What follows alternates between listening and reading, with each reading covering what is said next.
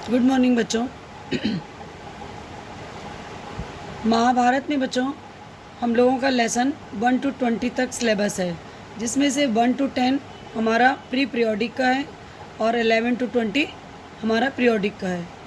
ठीक है बच्चों, तो हम लोग आज इसमें से मेन जो मुख्य प्रश्न है उसका हम लोग रिवीजन वर्क करेंगे।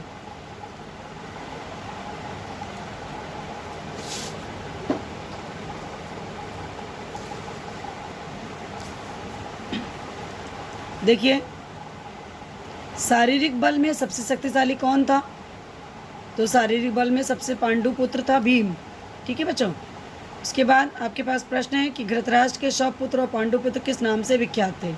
तो धृतराष्ट्र के 100 पुत्र कौरव के नाम से और पांडु के पुत्र पांडव के नाम से विख्यात थे। दुर्योधन ने पांडवों को बंदी बनाने के लिए कौन सी योजना बनाई थी? जल क्रीड़ा का प्रबंध किया था। भीम के खाने में विष किसने मिलाया था? तो आंसर था बच्चों दुर्योधन ने।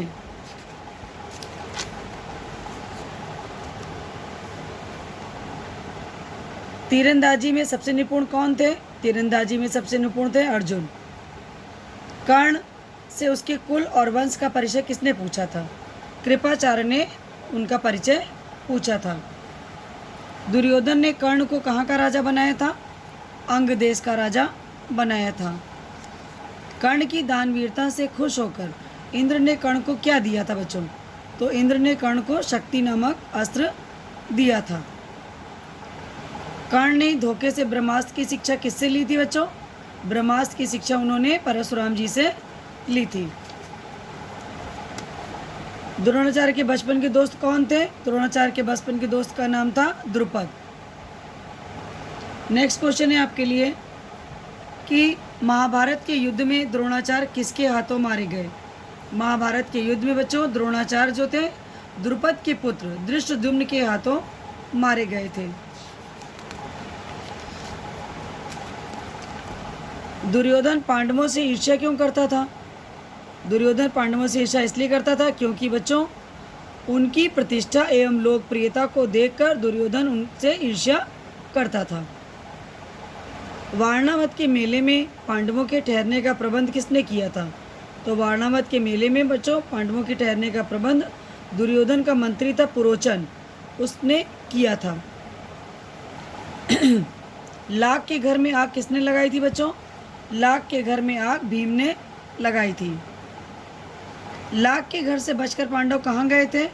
पांडव बच्चों बचकर एक चक्रा नगर में गए थे।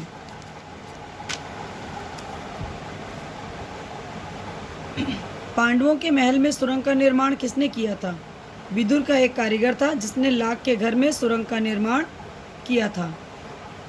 मछली की आंख पर निशाना किसने लगाया था? मछली की आंख पर पांडुपुत्र अर्जुन ने निशाना लगाया था। पांडवों को आधा राज्य देने का सुझाव धृतराष्ट्र को किसने दिया था? पांडवों को आधा राज्य देने का सुझाव धृतराष्ट्र के पितामह भीष्म ने दिया था। पांडवों को हस्तिनापुर लाने के लिए धृतराष्ट्र ने किसे पांचाल देश भेजा? हस्तिनापुर लाने के लिए धृतराष्ट्र ने विदुर को पांचाल देश भेजा था। खांडव प्रस्थ को नवनिर्मित करने के पश्चात उसका नया नाम क्या पड़ा था? तो बच्चों खांडव प्रस्थ को नवनिर्मित करने के पश्चात उसका नया नाम इंद्रप्रस्थ रखा गया था। इंद्रप्रस्थ पर पांडवों ने कितने वर्ष तक राज्य किया था? इंद्रप्रस्थ पर पांडवों ने 23 वर्षों तक राज्य किया था। मगध का राजा कौन था? मगध का राजा जरासंध था। राजसूय यज्ञ का सबसे बड़ा बाधक कौन था? राजसूय यज्ञ का सबसे बड़ा बाधक जरासंध था। बच्चों ये राजसूय यज्ञ जो था इन्होंने सम्राट पद की प्राप्ति के लिए युधिष्ठिर ने कराना चाहा था। जरासंध और भीम के बीच कितने समय तक युद्ध हुआ था? 13 दिन और 13 रातों तक जरासंध और भीम के बीच द्वंद्व युद्ध हुआ था। राजसूय यज्ञ प्रारंभ होने से पूर्व अग्र पूजा किसकी हुई थी? अग्र पूजा श्री कृष्ण की हुई थी। शिशुपाल किसके हाथों मारा गया था? शिशुपाल श्री कृष्ण के हाथों मारा गया था। पांडवों से युद्ध के स्थान पर चतुराई से चौसर में खेलने की सलाह दी थी। युधिष्ठिर को किस खेल का बड़ा शौक था बच्चों? युधिष्ठिर को चौसर खेल का बड़ा शौक था, जिसका फायदा उठा करके दुर्योधन और शकुनी ने उनका सारा राजपाट ले लिया था। धृतराष्ट्र की मुख्य कमजोरी क्या थी बच्चों? पुत्र का प्रेम। युधिष्ठिर ने क्या शपथ ली थी? युधिष्ठिर ने शपथ ली थी बच्चों कि 13 वर्षों तक वे किसी को बुरा भला नहीं कहेंगे। दुर्योधन ने द्रौपदी की सभा में लाने के लिए किसे भेजा था? सबसे पहले सारथी प्रतिकामी को भेजा था।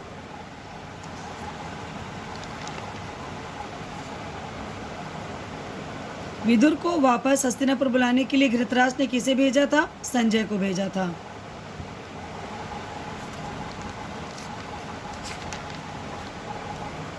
हनुमान को अन्य किस नाम से पुकारा जाता है? मारुति के नाम से। वनवास प्रारंभ होने से पहले सूर्यदेव ने युधिष्ठिर को क्या दिया था? अक्षय पात्र। अक्षय पात्र की क्या विशेषता थी? वो मैंने आपको कक्षा में पूरा डिटेल में आपको समझाया था कि उस पात्र की विशेषता थी कि द्रौपदी जब सबको खिला के स्वयं खा लेगी तो उसकी शक्ति समाप्त हो जाएगी, अगले दिन ही वो शक्ति वापस आएगी। जलाशय के समीप पहुंचकर भीम ने क्या देखा था? तीनों भाइयों को बेहोश देखा था। युधिष्ठिर से प्रसन्न होकर यक्ष ने क्या कहा? उसके सभी भाइयों को जीवित कर दिया। अज्ञातवास में पांडवों ने किस देश के राजा के पास व्यतीत करना चाहा था बच्चों?